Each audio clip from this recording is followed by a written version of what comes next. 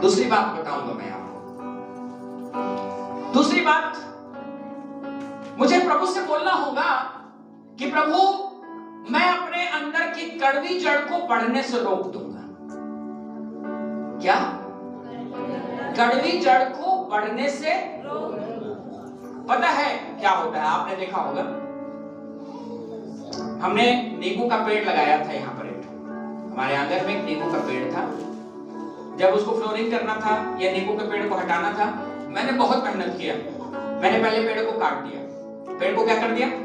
काट दिया। कुछ दिन के बाद देखा तो एक जड़ इधर से निकल रहा था, एक मतलब एक डाली निकल रही थी। उस डाली को काटा। कुछ दिन के बाद देखा इधर से एक डाली निकल रही थी, उसको भी काटा। ऐसा चलता गया, समझ में नहीं आया क्या हो रहा है। बाद में समझ में आया जड़ तो क्या है, जड़ वहीं पर है ना। और जितनी बार वो, जितना जगह वो जड़ घेरे रखेगा ना, उतने बार वो अपने चीजों को निकालता रहेगा। मैंने बहुत प्रयास किया, मैंने गैंती लिया, रापा लिया, खोदना शुरू किया और खोद के ही माना पूरे जड़ को निकाल दिया। पूरे जड़ को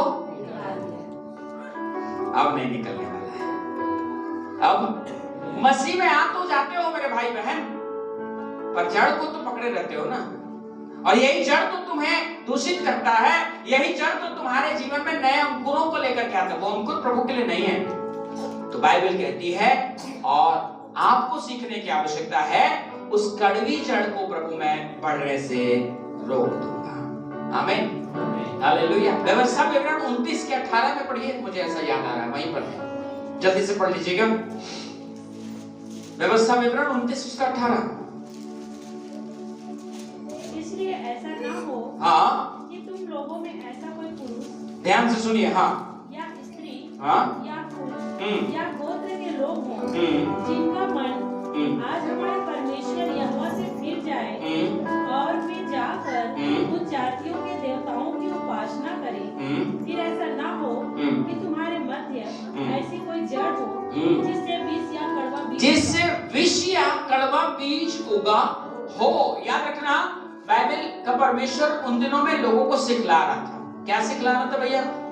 लेसन नंबर 1, मुझे छोड़ दूसरों को ईश्वर करके न बना। लेसन नंबर 2, तू अपने लिए कोई मूर्ति न बनाना। ये बहुत ही ज्यादा इंपॉर्टेंट लेसन था। किनके लिए? मूर्ति पूजकों के लिए, जो मूर्ति पूजा की जगह में थे, मिस्र में थे और वहां पर गहरी आराधना होती थी, बहुत भयानक आराधना होती थी मूर्ति पूजाओं की मिस्र देश में उन दिनों। वहां से परमेश्वर ने जब उनको निकाला, ये 2 लेसन को विशेष करके एक को लेकर के चलना था। बहुत सी आशीषों को पाने लगे, बहुत सी बरकतें होने लगी, परमेश्वर की उपस्थिति में चलने लगे। अब परमेश्वर उन्हें सिखलाना चाह रहा है कि देखो, कड़वी जड़ जो तुम्हारे अंदर में उन दिनों में थी ना, अगर तुमने पूरी तरह से निकाला नहीं है, नाश हो जाओगे, आशीष नहीं मिल पाएगी। कोई भी एक भी व्यक्ति मूर्ति पूजा में शामिल न हो, ये कड़वी जड़ है, इसको तुमको निकालना है। आमीन। देखिए, बाइबल हमें सिखलाती है कि हमारे परमेश्वर को किसी आकार की जरूरत नहीं है। बाइबल हमें सिखलाती है, और हम बाइबल के मानने वाले लोग हैं, परमेश्वर को मानने वाले लोग हैं, इसलिए अत्यंत आवश्यक है कि उस कड़वी जड़ को उनको निकालना होगा। और उस कड़वी जड़ को वो निकाल नहीं पाए थे। आपको स्मरण आना चाहिए राहेल को जानते हैं? लिया की बहन राहेल। ये राहेल कौन है? ये राहेल वही है जिसे याकूब प्रीति रखता था, जिसके लिए 7 साल उसने काम किया अपने मामा लाबान के घर। और जब मामा लाबान ने उसे छल करना शुरू किया, तो उसने अपने दोनों पत्नी और बच्चों के साथ वहां से विदा होने की ठानी, भागने की ठानी। और जब वो भाग रहा था, वहां से निकल रहा था, तो क्या हुआ था मालूम है? राहेल ने अपने अंदर में, अपने जीवन में एक जड़ को छोड़ रखा था, और उस जड़ को वो निकालना नहीं चाहती थी। उसने अपने पिता के गृह देवता की चोरी कर ली। उसको लगा ये गृह देवता आशीष देगा, ये गृह देवता जीवन को उन्नति में ले जाएगा, ये गृह देवता जंगलों को पार कराएगा। कई बार हमें भी ऐसा लगता है, कई बार हम भी ऐसा सोचते हैं, और उस कड़वी जड़ को रखे रहते हैं जीवन में। कहीं न कहीं पूरा समाप्त हो गया, एक जड़ है, और वो जड़ बाद में कोपने निकालने लगता है, वो जड़ बाद में वृक्ष बन जाता है। अब काटना मुश्किल है। अब काटना मुश्किल है। क्या याकूब ने राहेल से बात नहीं किया होगा परमेश्वर के विषय में? मैं और आप जो बाइबल पढ़ते हैं बहुत सारांश में पढ़ते हैं, आप उसकी गहराई में जाइए ना। वो पत्नी हो चुकी है, उसकी बच्चे हो चुके हैं, क्या वो अपने परमेश्वर की गवाहियां नहीं देता होगा राहेल के सामने? अवश्य देता होगा। क्या जब भेड़ और बकरियां चित्ती वाले बढ़ रहे थे तो इस बात की चर्चा वो राहेल से ना करता रहा होगा कि जो कम थे ना उसको लाबान ने दिया और देख अब वही बढ़ने लगे, वैसा ही बच्चे होने लगे। ये अद्भुत कार्य कौन कर रहा था? परमेश्वर। और उस परमेश्वर की चर्चा राहेल ने भी सुनी थी, परंतु कड़वी जड़ को उसने अपने अंदर में रख छोड़ा था। उस कड़वी जड़ को उसने निकाला नहीं था और उसी कड़वी जड़ के कारण उसने उस मूर्ति को क्या कर लिया? चोरी करके ले आया। कई बार आप और मैं ऐसे जीवन में चले जाते हैं जहां पर हमारा पुराना स्वभाव, पुराना विचार, पुराना परिवार, पुराने रीति, पुराने रिवाज एक जड़ के समान हमारे अंदर रहते। मौका मिला तो फट से वो बढ़ जाते हैं और बढ़ करके वृक्ष बन जाते हैं। और वृक्ष बनने के बाद अब समस्या किसको होने लगती है मालूम है? उसी को होने लगती है जिसने कड़वी जड़ को समाप्त नहीं किया है। आपका स्वभाव कहीं आपके जीवन में कड़वी जड़ तो नहीं है? सोचिएगा जरा ध्यानपूर्वक अपने लाइफ में। और मैं सोचता हूं और आप सोचते होंगे कि यद्यपि मैं ढिठाई से चलता रहूं कोई फर्क नहीं पड़ता, फिर भी मैं सुरक्षित रहूंगा क्योंकि यीशु का लहू मुझे कवर करेगा। नहीं, ऐसा कतई नहीं है, ऐसा बिल्कुल नहीं है। आप अपने विचारधारा में अपने आप को आईने में खड़े होकर के बहुत अच्छे देख सकते हैं, हाँ मैं सही हूं, मैं राइट हूं, मैं गुड हूं, परंतु यीशु के नजरों में आप राइट नहीं हो सकते हैं क्योंकि आपने अपने जीवन में कड़वी जड़ को क्या कड़वी जड़ें हैं? क्या कड़वी जड़ें? कलीसिया को भी बर्बाद करती 3 कड़वी जड़ें। और इसीलिए तो इब्रानियों में आप आएंगे ना तो आपको वहां पर भी मिलेगा।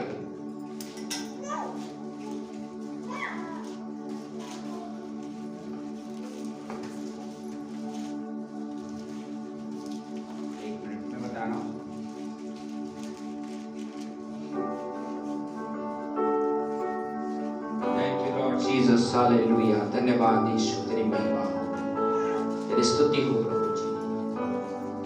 12 का 15 पढ़िएगा, इब्रानी 12 का 15।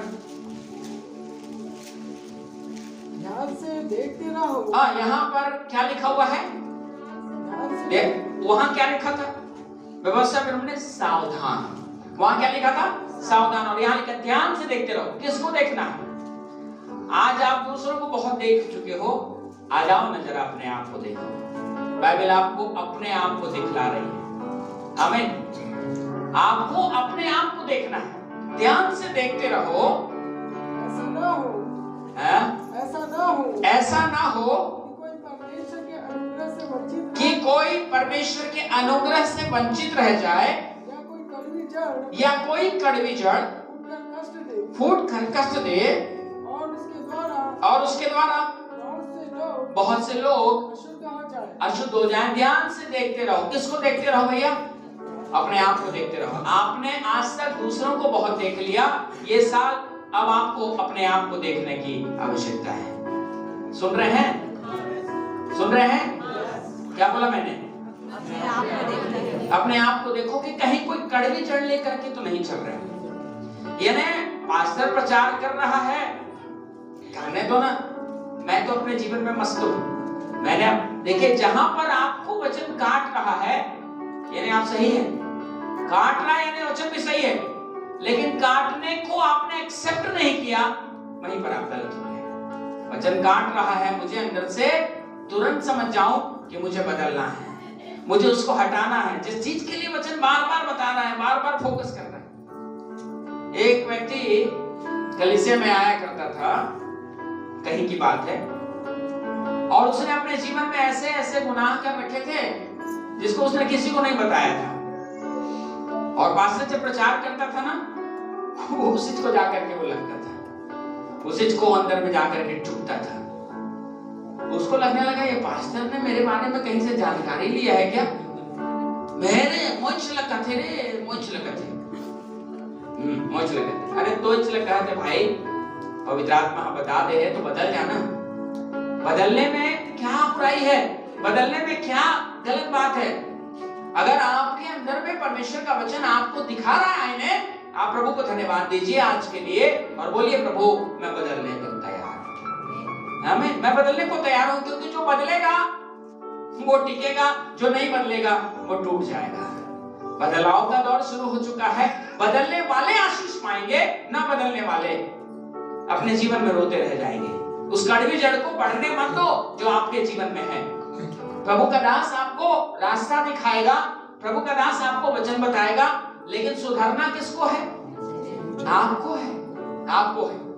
पतरस ने प्रचार किया कुरनेलियुस के घर जाकर के। कुरनेलियुस कैसा व्यक्ति था? कुरनेलियुस कैसा व्यक्ति था? उसका जो मीटर था ना, पैरामीटर 100% धार्मिकता का था। परमेश्वर तेरा धन्यवाद। वो ऐसा व्यक्ति था जिसकी प्रार्थनाओं का उत्तर परमेश्वर अपने स्वर्गदूतों के द्वारा दिया करता था, पर फिर भी उसने पतरस की बातों को,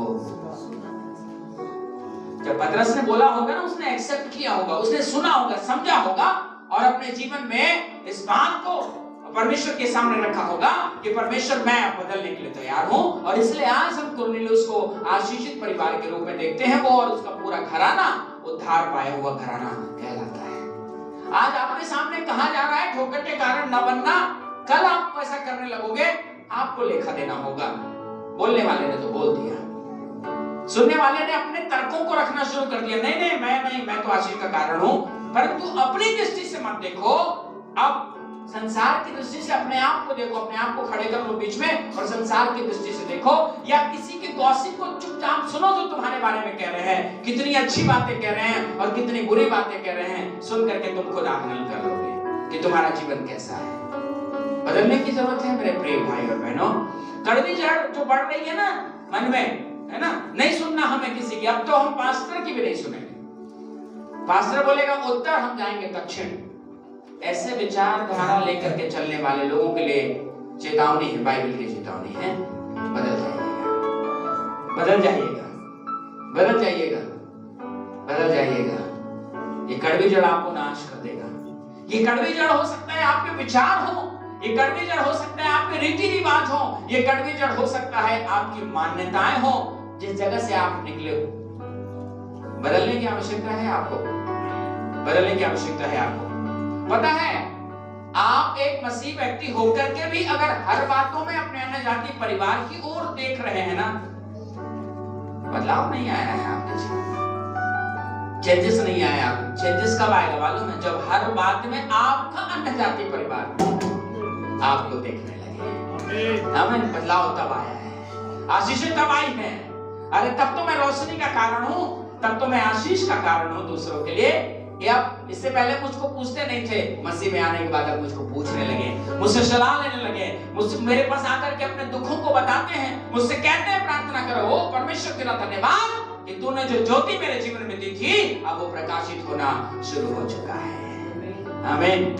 तब आप अब्राहम की आशीषों को प्राप्त करने वाले लोग बन जाएंगे। याद रखिएगा, पतरस को पवित्र आत्मा ने कुरनेलियुस के घर में भेजा और पतरस को पवित्र आत्मा ने कुरनेलियुस के घर में कहानी सुनाने के लिए नहीं भेजा, खाना खाने के लिए नहीं भेजा। पतरस को कुरनेलियुस के घर में परमेश्वर ने अपनी आत्मा की सामर्थ्य से बोलने के लिए भेजा। और जब उसने बातें बोला ना पवित्र आत्मा ने, कि जो बातें वो कहेगा और जो मानेगा वो उद्धार पाएगा, है ना। क्या लिखा है 11 के 14 में पढ़े, प्रेरितों के काम 11 का 14।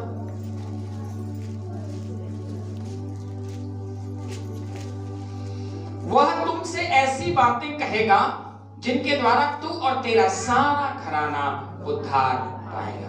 मैंने बोला उद्धार पाने के लिए कैसी बातों को मानना होगा, कौन सी बातें हैं जिसको मानने के द्वारा मैं उद्धार पाऊंगा। पुराने समय में पुनरुत्थित यीशु पर विश्वास करना उद्धार का संकेत था। आज के समय में अनैतिकता इतनी बढ़ चुकी है कि आपके नैतिक जीवन को सुधारने के द्वारा आप उद्धार पा सकते हो। और नैतिक जीवन के सुधार के 2 चरण हैं। पहला, मैं ठोकर का कारण, और दूसरा, कड़वी जड़ को उगने नहीं दूंगा। आमीन। ऐसा अगर आप करेंगे तो आने वाले दिनों में दूसरों के लिए आशीष का कारण बन जाएंगे। आइए प्रार्थना करें, अपनी आंखों को बंद करें। प्रेमी और अनुग्रहकारी परमेश्वर, हम आपको हृदय की गहराइयों से धन्यवाद देते हैं। आज की सुबह के मेला में प्रभु जी, इस नए साल के दूसरे रविवार में आपने हमें लाया और हम आपको धन्यवाद देते हैं पिता कि आपने आज हमें सिखलाया प्रभु जी। हमारा आदर्श जो अंताकिया की कलीसिया है उसके समान हमें बनना है, और उसमें बनने के लिए प्रभु जी हमारे जीवन को देखने की आवश्यकता है, मनन करने की आवश्यकता है, उसके अनुसार चलने की आवश्यकता है। आपकी सहायता, आपकी मदद, आपकी अगुवाई चाहते हैं। धन्यवाद, आपने प्रार्थना सुना, हमारे जीवन से आप बढ़ने पाए और हम घटने पाए। यीशु मसीह के नाम से मांगते हैं।